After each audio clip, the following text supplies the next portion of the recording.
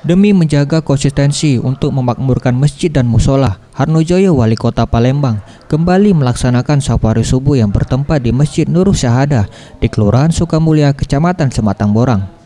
Dalam kesempatan ini, Harnojoyo mendapatkan permasalahan di tengah masyarakat yang menginginkan adanya pembangunan gedung SMP dan SMA baru, agar warga dapat menyekolahkan anaknya tidak jauh dari pemukiman yang berada di Sematang Borang. Menanggapi hal tersebut, usai melaksanakan safari subuh, Harnojoyo, Wali Kota Palembang, akan menindaklanjuti rencana untuk membangun gedung SMP dan SMA di wilayah Sematang Borang, dan perencanaan ini akan dimasukkan ke dalam anggaran APBD tahun 2018, serta perbaikan infrastruktur lainnya seperti akses jalan dan lampu penerangan yang akan diperbaiki secepatnya agar aktivitas warga tidak terganggu. Masyarakat. Hari ini banyak sekali yang disampaikan, utamanya jalan, kemudian lampu jalan, dan ini juga disampaikan kepada kami ada tanah yang akan dihibahkan kepada pemerintah untuk pendirian sekolah, baik SMP maupun SMA, yang luasnya kurang lebih 9.000 meter, ya, hampir 1 hektar.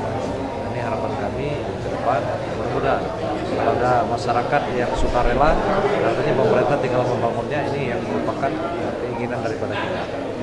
Tapi harapan kita tidak hanya kurang dari 1 hektar, kalau ada yang bisa kita bebaskan, paling untuk jangka panjang, karena pendidikan ini bukan saja gedungnya, tetapi halamannya, ruang terbuka hijaunya, supaya anak-anak nanti bisa nyaman untuk di sekolahan itu.